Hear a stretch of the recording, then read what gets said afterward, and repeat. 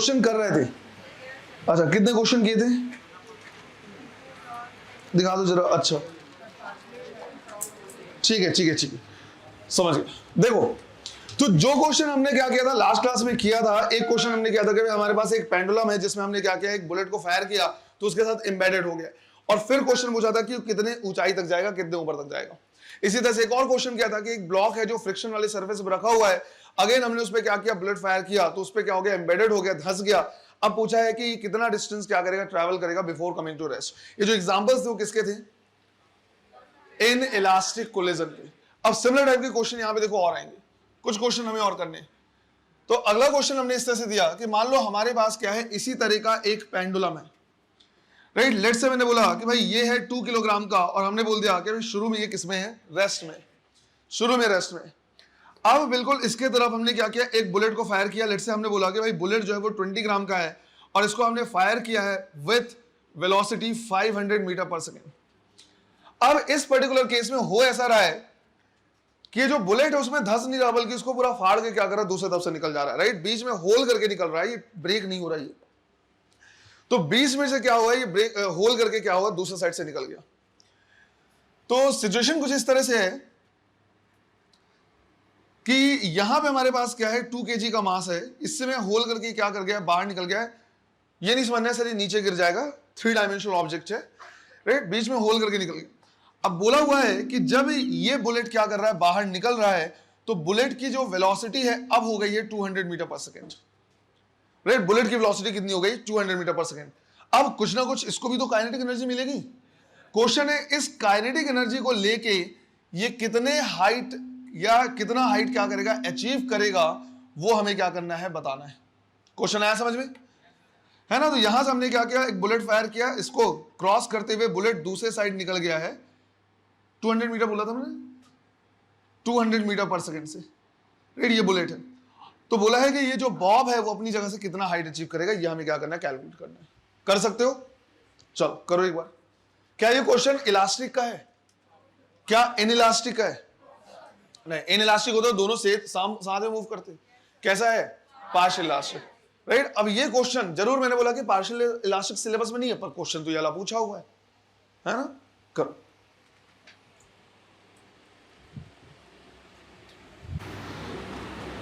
देखो करना कैसे समझते हैं। अब इसमें ये क्या कर रहा है, इसके कॉन्फ़िगरेशन को बदलते हुए दूसरे साइड से निकल जा रहा है, मतलब ना तो ये परफेक्टली इलास्टिक है और ना परफेक्टली इनइलास्टिक। अब अगर ये नहीं दिया हुआ है, ई की वैल्यू, कोएफिशिएंट ऑफ रेस्टिट्यूशन नहीं दिया हुआ है, तो कैसे प्रोसीड करना है। तो ध्यान रखना बेटा, एक चीज हमें पता है कि कुछ भी हो जाए, कंजर्वेशन ऑफ मोमेंटम हमेशा क्या कर सकते हैं, लगा सकते हैं, क्योंकि जो भी फोर्स लग रहे हैं वो इनके बीच में लग रहे हैं। और कंजर्वेशन ऑफ मोमेंटम्स हम क्या कर सकते हैं, ये निकाल सकते हैं कि आफ्टर कोलिजन इस बॉब की वेलोसिटी कितनी है। तो अगर तुम देखो तो ये हो जाएगा हमारा u1, राइट। u2 की वैल्यू कितनी हो जाएगी, 0, यही हो जाएगा। ये हो जाएगा हमारा क्या, v1, राइट। u1 इतना था, v1 इतना हो गया। हमें निकालना है कि भाई v2 की वैल्यू कितनी होगी। तो एक अननोन है, कंजर्वेशन ऑफ मोमेंटम से लगाया निकाला जा सकता है। तो सबसे पहले हमने लगाया कंजर्वेशन ऑफ मोमेंटम। हमने बोला इनिशियल मोमेंटम जो है वो कितना है, m1 u1, that is 20 into 10⁻³ multiplied by 500 plus इसका मोमेंटम कितना, 0, is equal to right hand side में, right, 20 into 10⁻³ multiplied by 200 plus 2v2, इसका मोमेंटम इतना हो गया। इसको अगर मैं इधर ले आऊं तो ये हो जाएगा 20 इंटू 10⁻³ मल्टीप्लाइड बाई 300, कॉमन निकल के 500 माइनस 200 बचेगा, और डिवाइड बाई हम लिख सकते हैं क्या, 2, ये हो जाएगा क्या, v2 की वैल्यू।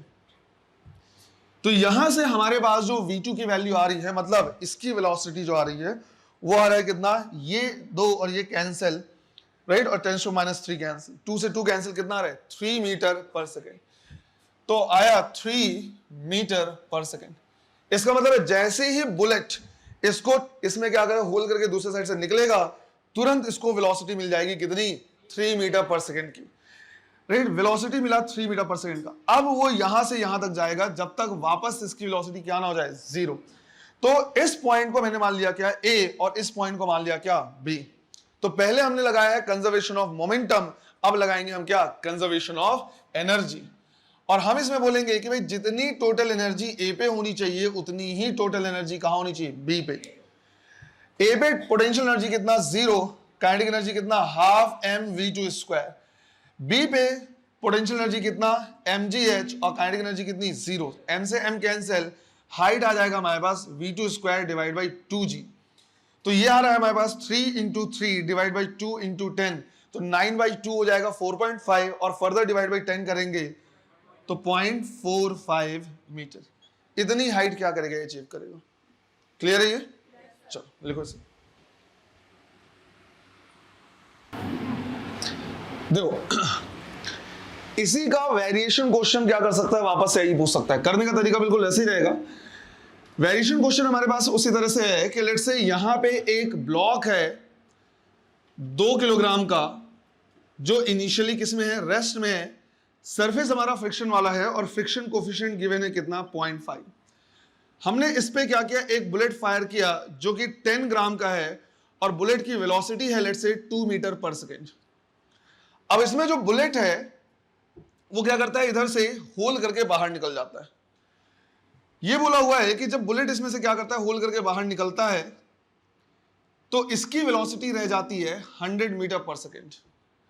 अब इसको जो ब्लॉक है उसको कुछ ना कुछ काइनेटिक एनर्जी मिलेगी, और उस काइनेटिक एनर्जी से क्या करेगा, ये मूव करेगा।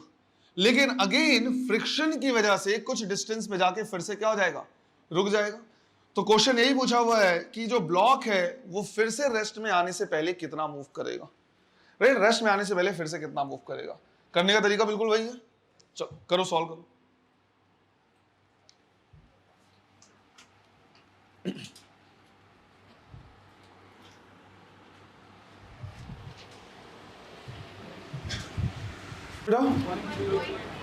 पॉइंट 0.05, अच्छा 0.025। ठीक है, देखो करने का तरीका बिल्कुल वही है। इनके बीच में क्या हो रहा है, कोलिजन हो रहा है। किस टाइप का कोलिजन है ये नहीं पता, पार्शियली इलास्टिक है। तो कंजर्वेशन ऑफ मोमेंटम लगा के हम सबसे पहले निकालेंगे, है ना। हमें ये पता है कि भाई ये क्या है, u1 है, u2 की वैल्यू कितनी है, 0, राइट। v1 की वैल्यू फिर कितनी गिवन है, 100 मीटर पर सेकेंड। हमें निकालना है v2 की वैल्यू। अगर हमने v2 निकाल लिया तो बेसिकली हमें काइनेटिक एनर्जी मिल जाएगा। फिर हम ये बता सकते हैं कि जितनी भी काइनेटिक एनर्जी इसके पास थी वो सब work done by friction force की वजह से क्या हो गया है, लॉस हो गया। तो दो चीजें हमें यहां पे लगानी है। पहला लगाना है conservation of momentum. Conservation of momentum लगाएंगे 10 इंटू 10⁻³ मल्टीप्लाइड बाई 200। इसके पास इनिशियल मोमेंटम कितना, 0। फाइनली इसके पास है हमारे पास ये जो बुलेट है वो 10 इंटू 10⁻³ मल्टीप्लाइड बाई 100, और हमें देखना है इसके पास कितनी वेलोसिटी। तो हम लिखेंगे यहाँ पे कितना, +2v2। सॉल्व करने का तरीका बिल्कुल उसी तरह से है। ये अगर इधर आएगा तो हमारे पास बचेगा 10 into 10⁻³ multiplied by 100 divide by 2 is equal to v2, right. ये 100 और ये सब कुछ कैंसिल, v2 की वैल्यू आएगी कितनी, 0.5 मीटर पर सेकेंड। अब यही काइनेटिक एनर्जी लेके क्या करेगा, आगे की तरफ मूव करेगा, लेकिन फ्रिक्शन की वजह से धीरे धीरे क्या होता जाएगा, लॉस होता जाएगा। तो हम यहां पे यूज कर सकते हैं क्या, work energy theorem. Work energy theorem use किया जा सकता है, और हम बोलेंगे कि भाई जितनी भी काइनेटिक एनर्जी है ऑफ ब्लॉक वो लॉस हो रहा है, lost due to work done by friction force. Kinetic energy है हमारे पास हाफ mv² और work done by friction force कितना, μmgs। तो m से m कैंसिल हो जा रहा है, s की वैल्यू निकालनी है तो हो जाएगा v² डिवाइड बाई 2μg। तो ये आ रहा है 0.5 इंटू 0.5 डिवाइड बाई 2, म्यू की वैल्यू कितनी गिवन है, 0.5 मल्टीप्लाइड बाई 10। ये कैंसिल तो आएगा यहां से 0.025 मीटर। इतना डिस्टेंस क्या कर पाएगा, ट्रैवल कर पाएगा। या हम चाहें तो लिख सकते हैं 100 से मल्टीप्लाई करके 2.5 सेंटीमीटर। इतना डिस्टेंस ट्रैवल करेगा और उसके बाद फिर से क्या हो जाएगा, रुक जाएगा। क्लियर है ये? क्या पैटर्न आ रहा है समझ में पूरा, किस टाइप से सॉल्व करना है ना। कब कंजर्वेशन ऑफ मोमेंटम लगाना है, कब वर्क एनर्जी थ्योरम लगाना है, कब कंजर्वेशन ऑफ एनर्जी लगाना है, ये सारी चीजें। तो इस तरह के जो क्वेश्चन होंगे वो एक्चुअली अच्छे होंगे। रटने की जरूरत नहीं पड़नी चाहिए, प्रॉपर कॉन्सेप्ट क्लियर होना चाहिए कि पहले क्या निकालेंगे और वो कन्वर्ट हो रहा है किसमें।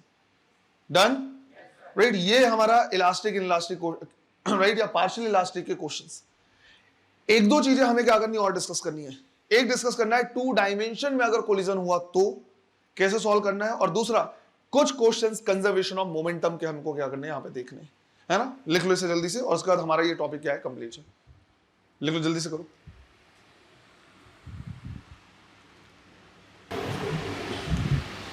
देखो बेटा, नेक्स्ट हमें देखना है टू डायमेंशनल कोलिजन। अब तुमको भी ये पता है कि टू डायमेंशन कोई अलग चीज नहीं है, ये बेसिकली क्या है, दो बार कोलिजन इन वन डायमेंशन। एक बार एक्स एक्सिस को अलग डिस्कस करेंगे और दूसरे बार वाई एक्सिस को अलग डिस्कस। अब देखो होता क्या है, अगर ये परफेक्टली हेड ऑन कोलिजन हो, परफेक्टली हेड ऑन, तो ये उसी में क्या करेगा, मूव करेगा। लेकिन जरूरी नहीं है कि हमेशा जो कोलिजन है वो परफेक्टली क्या रहे, हेड ऑन हो। अगर हल्का सा भी ये क्या हुआ, ऑब्लिक हुआ, तो ये जो कोलिजन हो सकता है ये कैसा, इस तरह से कि इंपैक्ट अलग पड़ने में, अलग लाइन में पड़ने की वजह से ये दूसरे डायमेंशन में भी क्या कर सकता है, मूव कर सकता है। तो जरूर ये बोला हुआ है कि ऑब्लिक कोलिजन नहीं है, लेकिन बेटा टू डायमेंशन कोलिजन वो क्या कर सकता है, बोल सकता है ना। हो सकता है कोलिजन इस तरह का है कि भाई ऐसा पड़ा कि ये इस तरह से आ रहा था, इस तरह से आ रहा था, पर कोलिजन के बाद ये इधर मूव कर गया, इधर मूव कर गया। तो अगर ये प्लेन में मूव करेगा तो ये कैसा हो गया, टू डायमेंशनल हो गया। अब इसको सॉल्व करने के लिए कोई अलग से बहुत ज्यादा वो करने की जरूरत नहीं है, जो हमने पढ़ा हुआ है उसी कॉन्सेप्ट को हमको क्या करना है, लगाना है। जैसे मान लो मैंने बोला कि भाई एक m1 मास है जो इधर मूव कर रहा है लेट से u1 से, और दूसरा m2 मास है जो इधर मूव कर रहा है u2 से। जो इनका लाइन ऑफ मोशन है वो है along the x axis, right. Let say इसको हमने मान लिया कि भाई ये हमारा क्या है, x एक्सिस है, ये x और ये मान लिया क्या, y। अब अगर कोलिजन थोड़ा भी ऑब्लिक हुआ तो हो सकता है ऐसा हो कि आफ्टर कोलिजन जो m1 मास है वो v1 वेलोसिटी से यहां से θ1 एंगल पे मूव कर जाए। इसी तरह से जो m2 मास है वो v2 वेलोसिटी से यहां से θ2 एंगल पे क्या कर जाए, मूव कर जाए। अब मुझे क्या करना है, ये बताना है कि v1 कितना है, v2 कितना है। θ1 θ2 जनरली दे देता है, या v1 v2 देके θ1 θ2 इस तरह से पूछ सकता है। कोई भी दो अननोन या दो इक्वेशन वाला कॉन्सेप्ट यहां पे क्या करेंगे, लगाएंगे। अब अगर मूवमेंट इस तरह का हुआ तो हमें पता है सीधा सीधा हम इसको क्या करेंगे, कंपोनेंट में रिजॉल्व करना शुरू कर देंगे, राइट। कंपोनेंट में रिजॉल्व करना शुरू कर देंगे और उस तरह से हम क्या करेंगे, देखेंगे।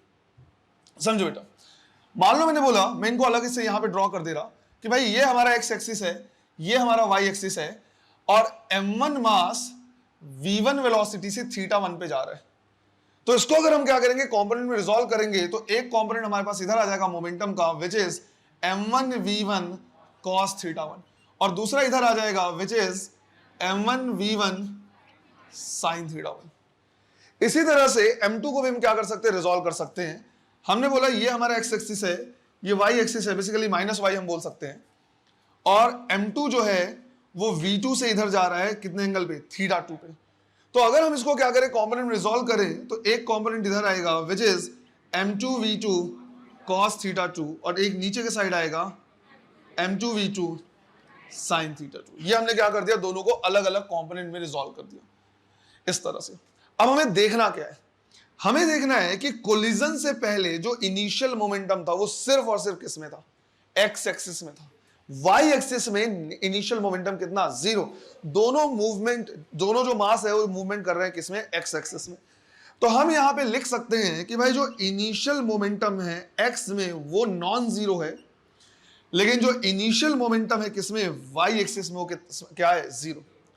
हमें कुछ नहीं करना, हमें एक बार कंजर्वेशन ऑफ मोमेंटम लगाना है एक्स एक्सिस में, और एक बार लगाना है किसमें, वाई एक्सिस में। हम बोलेंगे जितना इनिशियल मोमेंटम एक्स में है उतना ही फाइनल मोमेंटम भी एक्स में होना चाहिए। अब इनिशियल मोमेंटम हमें कितना दिख रहा है, m1 u1 plus m2 u2, और फाइनल मोमेंटम हमें दिख रहा है, ये देखो, ये एक्स एक्सिस और ये भी X axis, m1 v1 cos θ1 plus m2 v2 cos θ2। तो m1 v1 cos θ1 plus m2 v2 cos θ2। तो ये आ गया हमारे पास एक्स एक्सिस के लिए। इसी तरह से दूसरा हम क्या करेंगे, लगा देंगे वाई एक्सिस के लिए। तो फिर हमने बोला कि भाई वाई एक्सिस के लिए हम कंजर्वेशन ऑफ मोमेंटम लगा रहे हैं, और हमें पता है कि initial momentum in Y axis should be equal to final momentum in Y axis, but initial momentum in Y axis था ही कितना, 0। यहां पे मैं देख रहा हूं कि दोनों ही स्ट्रिक्टली मूव कर रहे हैं किसमें, एक्स में। हाँ, अगर इन केस ऐसा होता कि भाई एक एक्स में मूव करो, दूसरा ये आया ऐसे, तो ये इसका पूरा मोमेंटम एक्स में है, पर इसका जो मोमेंटम है वो X as well as Y दोनों में, ऐसा बोल सकते हैं। इस पर्टिकुलर केस में हमने बोला कि भाई इनिशियल मोमेंटम कितना, 0। फाइनल मोमेंटम है देखिए ये वाला और ये वाला। अब एक चीज और समझ लो, तुम चाहो तो सीधा सीधा m1v1 sin theta 1 plus m2v2 sin theta 2 लिख दो, या तुम चाहो तो खुद से साइन कन्वेंशन यूज कर लो कि भाई ऊपर जा रहा है तो ये प्लस है, तो नीचे आ रहा है तो माइनस है। तुम जो चाहो वो कर सकते हो। मान लो मैंने साइन कन्वेंशन यूज नहीं किया और मैंने सीधा बोला कि भाई m1v1 sin theta 1 plus m2v2 sin theta 2, तो खुद से मुझे यहां पे पता चल जाएगा कि जो m1v1 sin थीटा 1 है should be equal to minus m2v2 sin theta 2। ये मुझे बता रहा है कि सिंस y एक्सिस का इनिशियल मोमेंटम कितना है, 0, y एक्सिस का फाइनल मोमेंटम भी कितना होना चाहिए, 0 होना चाहिए। और उसके लिए y एक्सिस का जो मोमेंटम है वो इक्वल एंड अपोजिट होना चाहिए। जो हमने यहां पे लिखा है ना m1v1 sin थीटा 1, और यहां पे लिखा है m2v2 sin थीटा 2, ये दोनों एक दूसरे को क्या करेंगे, कैंसिल करेंगे। तो या तो तुम खुद लिख लो कि भाई ये प्लस होगा और ये माइनस होगा, तो दोनों बराबर बराबर आ जाएंगे, या अगर तुमने सिर्फ लिख दिया बिना साइन के तो साइन भी आएगा, और ये साइन बताएगा कि दोनों इक्वल एंड अपोजिट है, ताकि नेट मोमेंटम y एक्सिस में क्या हो पाए, 0 पे। तो सॉल्व करने का तरीका बिल्कुल वही रहेगा बेटा जो पहले ही भी हमने क्या किया देखा है, एक बार x के लिए कर देना और एक बार y के लिए कर देना। क्लियर है? एक थ्योरेटिकल क्वेश्चन हम यहां से क्या करेंगे जरूर देखेंगे, पहले इसको नोट कर लेना।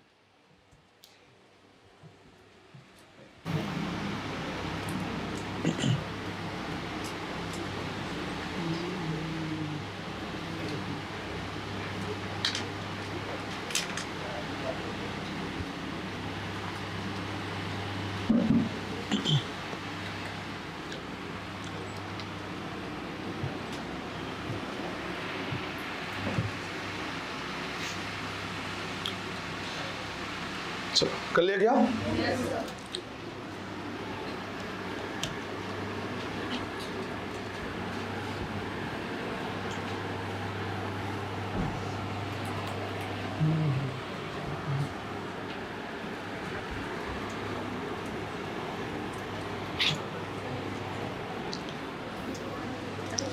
चलो देखो बेटा, मान लो एक थ्योरेटिकल क्वेश्चन यहां पे क्या है पूछा हुआ है। थ्योरेटिकल क्वेश्चन ऐसा है कि एक हमारे पास m1 मास है जो u1 वेलोसिटी से मूव कर रहा है, और m2 मास है जो u2 वेलोसिटी से क्या कर रहा है, मूव कर रहा है।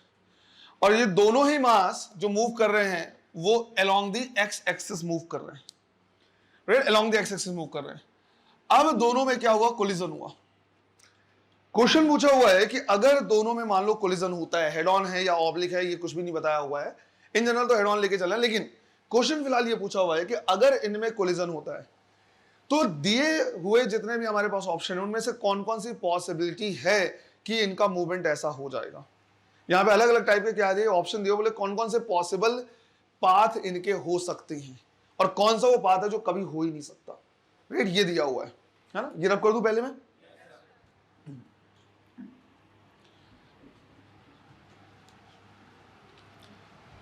तो आफ्टर कोलिजन मान लो इसमें क्या है, अलग अलग टाइप का पाथ दे दिया। पहला बोला हुआ है कि m1 मूव कर रहा है v1 से, m2 मूव कर रहा है v2 से, राइट। बाय डिफॉल्ट तुमको ये लेके चलना है कि ये हमारा क्या है, x एक्सिस है और ये हमारा क्या है, y एक्सिस है, ऐसा दिया हुआ है। सेकंड इस तरह से दिया हुआ है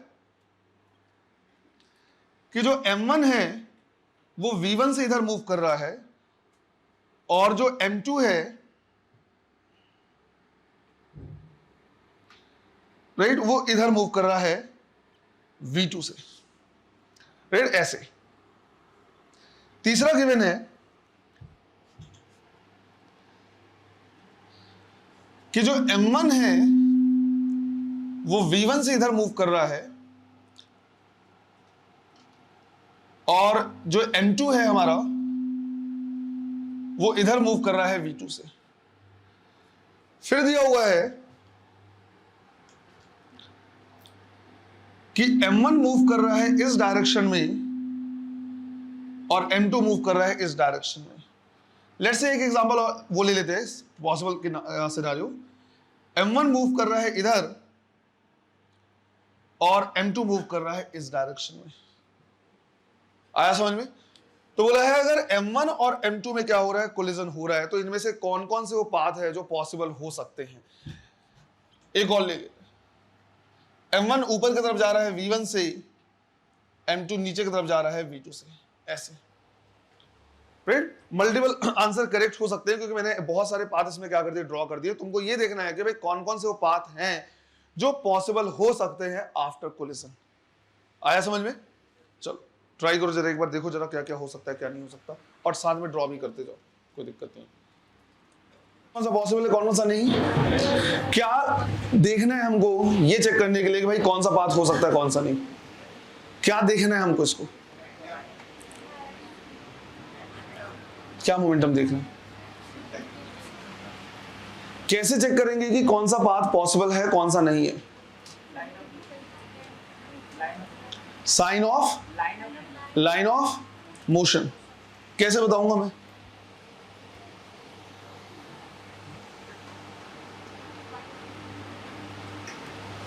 अरे बोलो।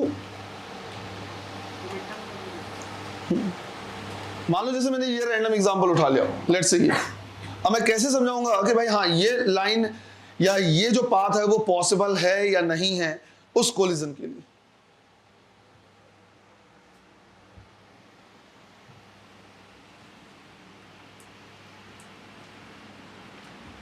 क्या देखना होगा? Conservation of momentum. Initial momentum किस एक्सिस में है? एक्स एक्सिस में है। वाई में इनिशियल मोमेंटम कितना है? इसका मतलब है कि फाइनल मोमेंटम भी वाई में क्या होना चाहिए? जीरो, और एक्स एक्सिस में नॉन जीरो। अरे यही तो देखना है। टू डायमेंशनल अगर कहीं पे कोलिजन हो रहा है तो जितना इनिशियल मोमेंटम एक्स में और जितना इनिशियल मोमेंटम वाई में उतना ही फाइनल मोमेंटम होना चाहिए एक्स में और उतना ही फाइनल मोमेंटम वाई में। तो यहां पे अगर मैं क्या करूं, चेक करूं, तो मैं लिख सकता हूं कि initial momentum in X axis क्या है? Non zero, right, non zero. लेकिन initial momentum in Y axis क्या है? जीरो। क्या शुरू में वाई एक्सिस में था? नहीं। इसका मतलब है वाई एक्सिस में फाइनल मोमेंटम भी नहीं होना चाहिए। पहले में जो फाइनल मोमेंटम दिख रहा हो किस में दिख रहा है? सिर्फ एक्स एक्सिस में। वाई में कितना? क्या ये पाथ हो सकता है नहीं हो सकता? तो ये पॉसिबल पाथ हो सकता है। इसको चेक करो, ये एक्स एक्सिस में, इसको रिजॉल्व करोगे किसमें? कॉम्पोनेंट में। तो एक आएगा इधर पे m2 v2 जितना भी एंगल होगा cos थीटा 2, और एक आएगा इधर पे m2 v2 sin थीटा 2। अब देखो एक्स एक्सिस में तो ये आ रहा है और वाई एक्सिस में ये आ रहा है। क्या इसको कैंसल आउट करने के लिए कोई नेगेटिव तरफ, नेगेटिव वाई में है क्या? मतलब अगर हम इस पाथ को क्या करें देखें तो हम बोलेंगे यार वाई एक्सिस में तो मोमेंटम आ गया, जबकि वाई एक्सिस में नेट मोमेंटम नहीं आना चाहिए था। तो हम कहेंगे ये पाथ पॉसिबल नहीं है। इसमें अगर हम देखें तो ये आ रहा है एक्स में, कोई दिक्कत नहीं है। ये आ रहा है किसमें? माइनस वाई में। इसको कैंसिल करने के लिए किधर होना चाहिए? ऊपर की तरफ कोई मोमेंटम होना चाहिए। क्या इसका कोई कंपोनेंट ऊपर आएगा? नहीं। तो हम कहेंगे ये पॉसिबल, क्योंकि नेट मोमेंटम वाई में आ जा रहा है जो कि होना नहीं चाहिए। इसको देखें तो ये तो पूरा का पूरा किसमें है? वाई में। इसको कंपोनेंट में सॉल्व करोगे तो इसका एक कंपोनेंट आएगा एक्स में और एक कंपोनेंट आएगा, तो एक्स में तो आ रहा है, ठीक है, कोई दिक्कत नहीं, लेकिन वाई में नेट मोमेंटम जीरो नहीं हो रहा। तो वाई में नेट मोमेंटम जीरो नहीं हो रहा है तो ये पाथ भी पॉसिबल नहीं है, जबकि नेट होना चाहिए जीरो।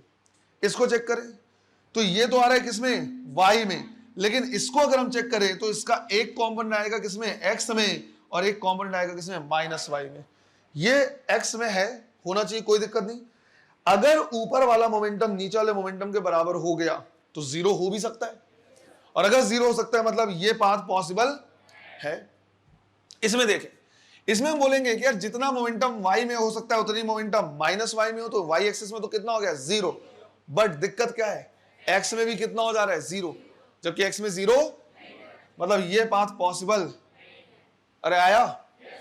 अब जब हमने क्या कर लिया, देख लिया है कि कौन सा पाथ पॉसिबल है कौन सा पाथ पॉसिबल नहीं है, तो हमें एक करेक्शन भी देखना है जो कि नीट के एग्जाम में आया। तो PYQ किसी ने रखा होगा? दिखाना जरा मुझे। वो तुम हमेशा रखे रहते हो ना प्रीवियस ईयर के क्वेश्चन, जो जैसे ही चैप्टर कंप्लीट होता है तो तुम उसको सॉल्व कर लेते हो। दिखाना जरा वो बुक। बाकी लोग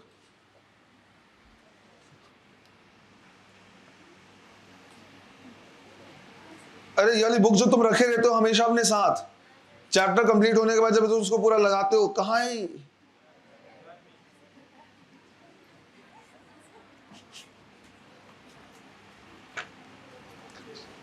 कैसा बैच है भाई।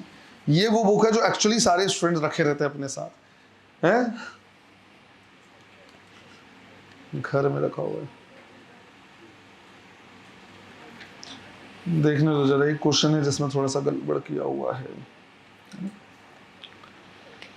देखो 2012 में एक क्वेश्चन आया हुआ है ना?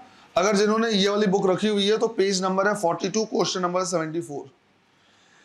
अब इसका आंसर थोड़ा सा क्या है, जो सॉल्यूशन भी दिया हुआ है वो भी थोड़ा सा क्या है, गड़बड़ होता है।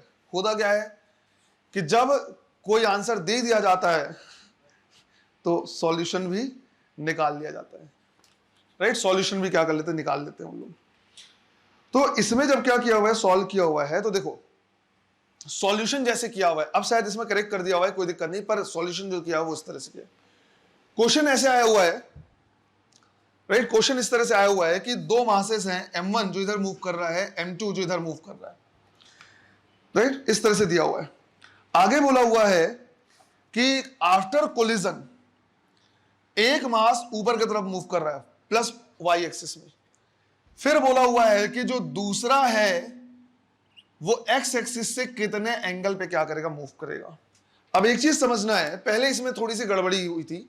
गड़बड़ी में होता कि अगर दोनों मासेस शुरू में किस में मूव कर रहे हैं, एक्स में, आफ्टर कोलिजन ने बोल दिया है कि एक मास तो चला गया किधर, वाई में, तो दूसरा मास इधर नहीं जा सकता।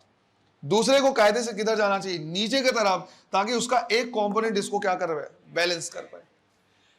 दिक्कत यहां तक नहीं है, दिक्कत यह है कि अगर इसकी वैल्यू उन्होंने क्या की 60 डिग्री, 30 डिग्री, 45 डिग्री दी, तब अगर इसका आंसर उन्होंने क्या कर दिया, माइनस में दे दिया कि भाई नीचे की तरफ मूव कर रहा है, राइट? मान लो यहां से एंगल मेजर करना शुरू किया और वहां से बोल दिया -120 डिग्री, -130 डिग्री, तो हम नीचे की तरफ वो खुद चला जाएगा। तो ध्यान रखना है, अगर, क्योंकि सॉल्यूशन हमेशा ऐसे दिया हुआ है, पहली चीज तो उनको क्लैरिफाई करना पड़ेगा कि भाई वो ऊपर की तरफ जा रहा है, नीचे की तरफ जा रहा है। अगर कुछ नहीं बोला है तो हम तो ऊपर कभी इसको लेके जाएंगे नहीं, क्योंकि ये इसका पाथ पॉसिबल नहीं है। किधर जाएगा ये, नीचे की तरफ, और यहीं से एंगल निकालेंगे।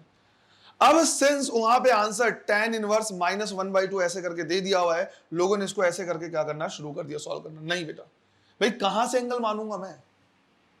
किसने बोला है कि नीचे की तरफ को माइनस माना है, और किसने बोला है कि पहले ऊपर एंगल ले लो और उसको फिर एंगल को माइनस लिखो? तो जो क्वेश्चन का लैंग्वेज है वो एक तरीके से क्या है, इनकम्प्लीट है। क्वेश्चन सही तरीके से नहीं लिखा हुआ है, उसको बताना पड़ेगा कि एक्स एक्सिस में, या तो खुद वो डायग्राम ड्रॉ कर दो और बोले बताओ इस एंगल को। अगर डायग्राम ड्रॉ कर दो और बोलेगा इस एंगल को, तो हम बोलेंगे भैया 50, 60, 45 डिग्री तो पॉसिबल है ही नहीं। आंसर जो भी आएगा वो नीचे की तरफ ही आएगा, ऊपर की तरफ तो पाथ पॉसिबल नहीं है। और अगर डायग्राम ही नहीं दिया हुआ है तो तुम अपने मन से कैसे इसको ऊपर की तरफ लेके आंसर को माइनस में बताओगे? भाई मैं नीचे तो मान सकता हूं क्योंकि नीचे का तो पॉसिबल भी है, राइट? तो हम इसको नीचे की तरफ ही क्या करेंगे, मानेंगे खुद से, और फिर सॉल्व करके आंसर देंगे कि हाँ 30 डिग्री, 45 डिग्री, जो भी है, जैसा भी। तो क्वेश्चन का जो लैंग्वेज था वो इनकम्प्लीट था, सही तरीके से बताया नहीं था, डायग्राम नहीं दिया हुआ है, लेकिन आंसर दिया हुआ है। तो आंसर के अकॉर्डिंग सॉल्यूशन को क्या किया, बनाया गया है, जैसा बायो वाले जनरली करते हैं। तो ये काम नहीं करना है। क्वेश्चन अगर इनकम्प्लीट है तो हम बोल सकते हैं नहीं भाई क्वेश्चन क्या है, इनकम्प्लीट है या गलत दिया हुआ है। आंसर के अकॉर्डिंग हम सॉल्यूशन क्यों बनाए? बात आई समझ में? तुम और अच्छे समझते अगर तुम्हारे पास बुक होती तो। रखा करो बुक बेटा। तो ये ऊपर की तरफ नहीं जाएगा, और अगर डायग्राम नहीं दिया है तो हम तो और ही नहीं मानेंगे। हम बोलेंगे कि जो पॉसिबल हो सकता है वो किधर हो सकता है, नीचे की तरफ, ताकि इसका एक कंपोनेंट एक्स एक्सिस के मोमेंटम को मेंटेन रखे और दूसरा कंपोनेंट वाई एक्सिस के मोमेंटम को क्या करे, जीरो करे। क्लियर है ये? तो इस जो भी बुक है ये एमटीजी का दिया हुआ है, इसमें क्वेश्चन नंबर 74 दिया हुआ है, राइट? उसी क्वेश्चन की मैं बात कर रहा हूं। चलो इसको लिख लो, ये तुमने बना लिया, जो भी आंसर है उसको लगा लो बेटा। चलो कुछ क्वेश्चन और इस तरह से आए हुए हैं जो हमको क्या करना है, देखना है। कुछ न्यूमेरिकल वैल्यू के साथ है, वो भी हम क्या कर रहे हैं, देख रहे हैं, राइट? और ये क्वेश्चन है कंजर्वेशन, सॉरी हाँ, कंजर्वेशन ऑफ मोमेंटम के, तो मैंने तुमको बोला था पहले ही कि जो कंजर्वेशन ऑफ मोमेंटम के क्वेश्चंस होंगे, राइट, उसको हम कोलिजन के साथ ही क्या करेंगे, देखेंगे, है ना। तो कुछ क्वेश्चन हमें क्या करना है और देखना है।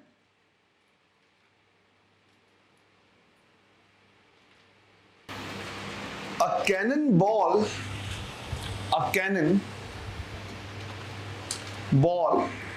is fired with velocity. A cannonball is fired with velocity 200 meter per second. 200 meter per second at an angle 60 degree with the horizontal. At an angle 60 degree with the horizontal. At the highest point, it explodes into, at highest point, it explodes into 3 equal fragments. It explodes into 3 equal fragments. One going vertically upward, one going vertically upward with velocity 100 meter per second, with velocity 100 meter per second. The second one falling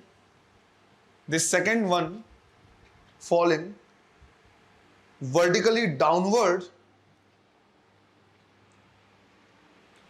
The second one falling vertically downward with velocity 100 meter per second. With velocity 100 meter per second. The third fragment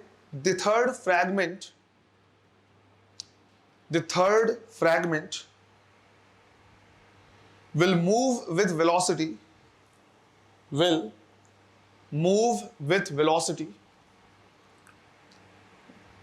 Option A, 100 meter per second in horizontal direction. 100 meter per second in horizontal direction. B, 300 meter per second in horizontal direction.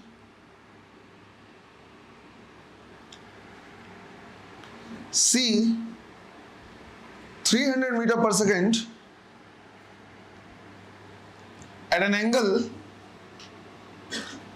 300 meter per second at an angle 60 degree with horizontal. And D, 200 meter per second at an angle 60 degree with the horizontal. Right, ये 4 option दिए हुए हैं।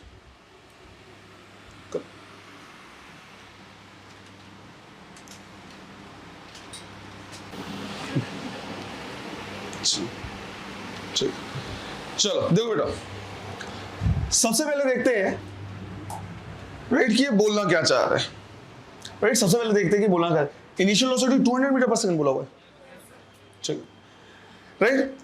अब समझो इसको, इसमें बोला हुआ है कि भाई एक पार्टिकल है जिसको हमने 60 डिग्री पे क्या किया, थ्रो किया है एट एन एंगल 60 डिग्री पे थ्रो किया है विद द हॉरिजॉन्टल।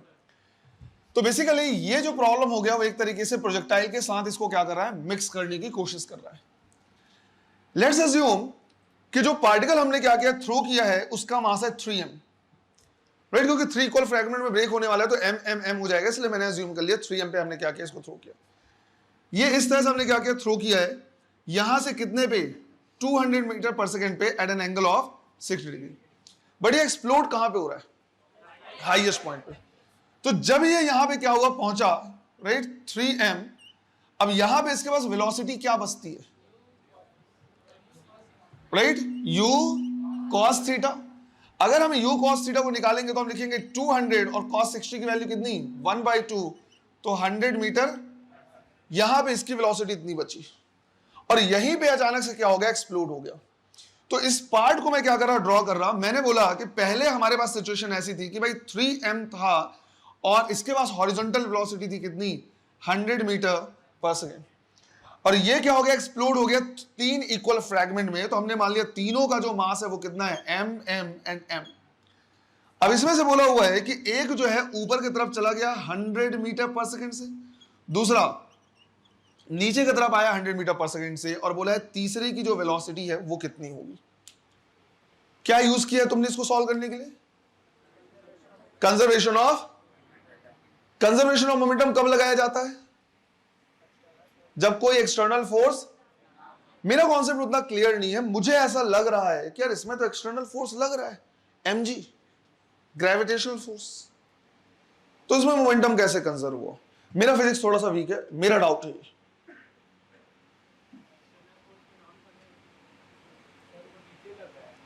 हाँ वो नीचे लग रहा है, हॉरिजॉन्टल डायरेक्शन में नहीं लग रहा, उसी टाइम की बात की। समझो ये जो एक्सप्लोड हुआ है, राइट, ये जो क्या हुआ है, एक्सप्लोड हुआ है, वो हुआ है because of internal force. No doubt mg लग रहा है, कोई दिक्कत नहीं है, लेकिन क्या mg ने इसको एक्सप्लोड किया है, राइट, mg ने इसको कोई किसी भी टाइप से एक्सप्लोड नहीं किया है। प्लस कहां एक्सप्लोड हुआ है, हाईएस्ट पॉइंट पे। हाईएस्ट पॉइंट पे अगर हम देखें तो भैया जो mg लग रहा है वो तो लग रहा है किधर, डाउनवर्ड डायरेक्शन में।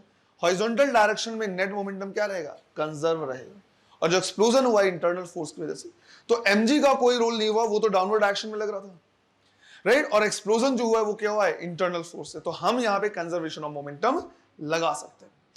अब लगाना कैसे, तो हम कहेंगे कि भाई इसका जितना इनिशियल मोमेंटम है इन सबको मिला के उतना ही क्या होना चाहिए, फाइनल मोमेंटम। अब तो बेटा ये 2 डायमेंशन में है, तो एक बार x में देखोगे और एक बार y में, तो y में इनिशियल मोमेंटम कितना, 0। जिस टाइम पे एक्सप्लोड हुआ था y एक्सिस में कोई वेलोसिटी नहीं है, तो इनिशियल मोमेंटम 0, तो फाइनल भी 0 होना चाहिए।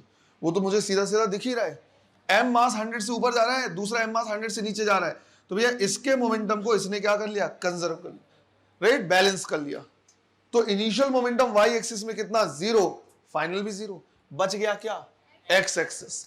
तो अगर मैं यहां पे x एक्सिस मतलब हॉरिजॉन्टल में क्या करूं, देखूं तो बोलूंगा हॉरिजॉन्टल में initial momentum should be equal to final. शुरू में कितना है, 3m इंटू 100, और बाद में कितना, m into v।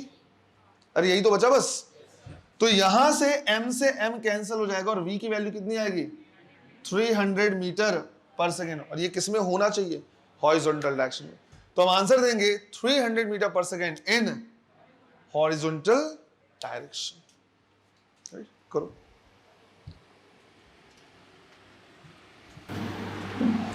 Similar type का एक और क्वेश्चन आया हुआ है। क्वेश्चन ऐसे आया हुआ है कि एक हमने क्या किया, अभी क्वेश्चन में लिखा दूंगा, एक पार्टिकल है जिसको v वेलोसिटी से हॉरिजॉन्टल से थीटा एंगल पे हमने क्या किया, वो किया है, थ्रो किया है, प्रोजेक्टाइल मोशन मिला है। अब जैसे ही ये हाईएस्ट पॉइंट पे पहुंचता है, इसमें से ये क्या करता है, 2 इक्वल पार्ट में ब्रेक हो जाता है। इसका एक पार्ट जो है वो ओरिजिनल पाथ को रिट्रेस करता है। अब यही जो लाइन थी उसी को क्या करना था, समझना था, राइट। इसमें बोला हुआ है कि जैसे हाईएस्ट पॉइंट पे पहुंचा, ये 2 इक्वल पार्ट में क्या हो गया, ब्रेक हो गया, और एक पार्ट जो है वो ओरिजिनल पाथ को रिट्रेस कर रहा है। तो दूसरा जो पार्ट बचा उसकी वेलोसिटी कितनी होगी, है ना। तो मैं भी लिखा दूंगा, पहले समझो। तो क्वेश्चन इस तरह से बोला हुआ है कि भाई हमारे पास क्या है, एक पार्टिकल, लेट से हमने मान लिया कि भाई उसका मास कितना है, 2m, जिसको हमने हॉरिजॉन्टल से v वेलोसिटी से थ्रो किया है एट एन एंगल थीटा। यहां पे जाके ये क्या हो रहा है, 2 पार्ट में ब्रेक हो जा रहा है। पहली चीज, यहां पे इसके पास सिर्फ और सिर्फ कितनी वेलोसिटी बची है, v cos थीटा। तो इस पार्ट को हम क्या कर रहे हैं, देख रहे हैं। हमने बोला यहां पे 2m है, जो हॉरिजॉन्टल डायरेक्शन में वेलोसिटी है कितनी, v cos थीटा। अब ये यहीं पे 2 पार्ट में क्या हो गया, एक्सप्लोड हो गया, m और m। अब इनमें से एक पार्ट जो है ओरिजिनल पाथ को रिट्रेस कर रहा, मतलब ऐसे एक्सप्लोड हुआ कि एक पार्ट इसी तरह से वापस यहीं पे आके गिरा। अब एक चीज समझो बेटा, ऐसा होने के लिए कि जैसे ये गया है वापस उसी पाथ में आए, इसके पास राइट जब एक फ्रैगमेंट इसके पास वेलोसिटी होनी चाहिए v cos theta in opposite direction. समझो यहां से जब मैंने क्या किया थ्रो किया तो यहां पे पहुंच के इसके पास वेलोसिटी कितनी है v cos थीटा। अगर इतना ही मैं अपोजिट डायरेक्शन में क्या करूं वेलोसिटी दूं तो एग्जैक्टली उसी पाथ से क्या होगा वापस आएगा। अगर इससे ज्यादा हुआ तो ऐसे, इससे कम हुआ तो ये इस तरह से आएगा। जितनी वेलोसिटी इसके पास हॉरिजॉन्टल डायरेक्शन में थी अगर मैं उतनी ही वेलोसिटी वापस दे दूं तो ये ओरिजिनल पाथ क्या कर लेगा रिट्रेस कर लेगा। यही हमें क्या करना है समझना है। तो उसने ये टर्म यूज करके ये लैंग्वेज यूज करके कि एक फ्रैगमेंट ओरिजिनल पाथ क्या कर रहा है रिट्रेस कर रहा है वो बता दिया कि एक फ्रैगमेंट की वेलोसिटी कितनी है v cos थीटा है, दूसरे फ्रैगमेंट की वेलोसिटी बताओ। ऐसा वो क्या करना चाह रहा है बोलना चाह रहा है। बात आई समझ में इस तरह से। तो ये हुआ यहां पे क्या हुआ इनमें एक्सप्लोजन हुआ, दो पार्ट में डिवाइड हो गए। एक ओरिजिनल पाथ में रिट्रेस कर रहा है इसका मतलब इसकी वेलोसिटी कितनी होनी चाहिए v cos theta, but direction का ध्यान रखना बोला है इसकी वेलोसिटी कितनी लेट्स से v डैश और ये हमें क्या करना है निकालना है ना। क्वेश्चन लिख लो। A particle is thrown with velocity v. A particle is thrown with velocity v at an angle theta with the horizontal. At an angle theta with the horizontal. At the highest point,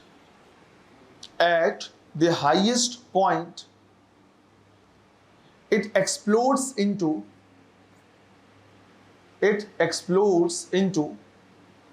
two equal fragment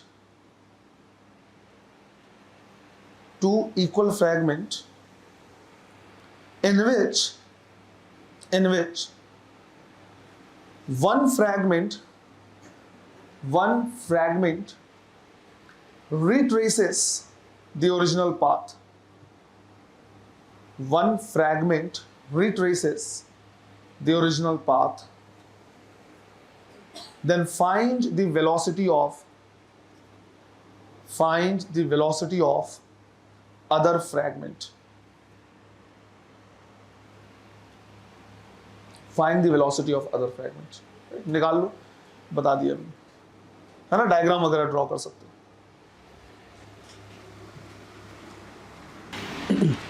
चलो देखो बेटा इसमें यहां पे हम क्या करेंगे conservation of momentum लगाएंगे राइट।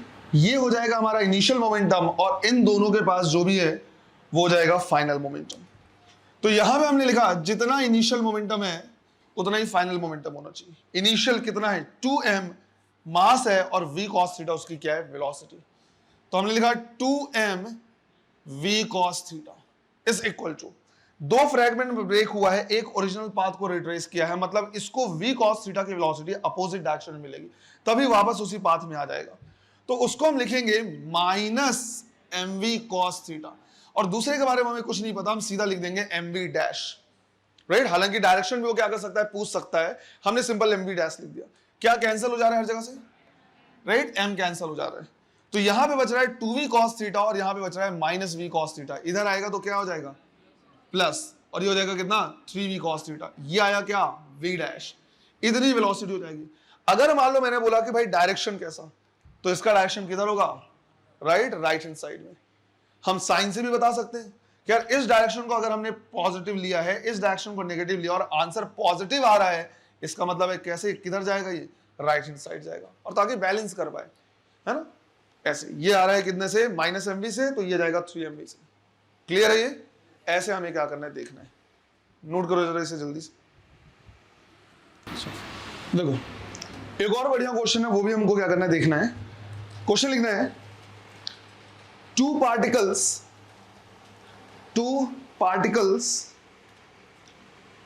having position vectors और ये गिवन है r1 vector is equal to 3i cap plus 5j cap meter and r2 vector is equal to minus 5i cap minus 3 j cap meter are moving with velocities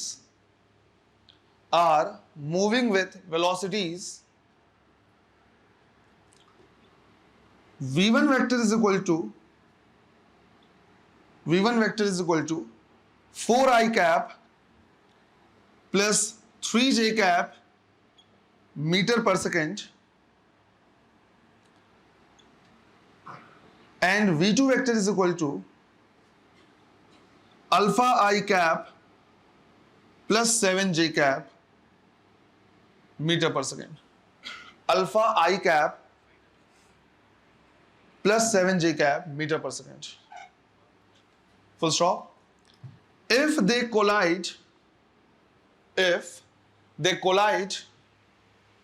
after 2 seconds,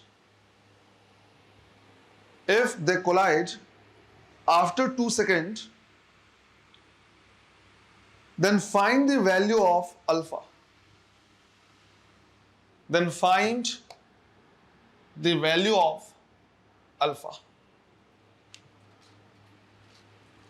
बहुत ही अलग सा concept लगेगा, but concept इसका क्या है, simple है. सोचो जरा क्या लग सकता है.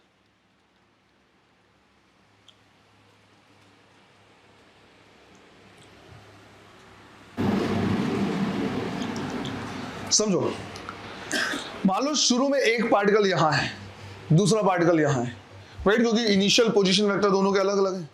फिर दोनों का जो वेलोसिटी है वो भी अलग अलग डायरेक्शन में.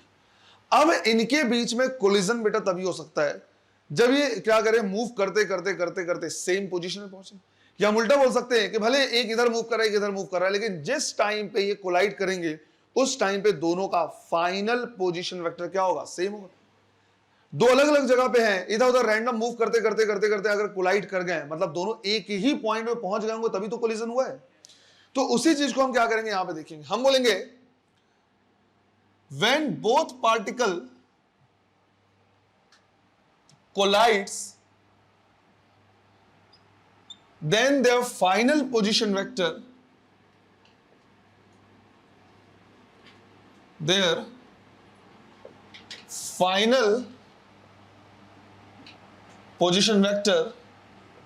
will be same.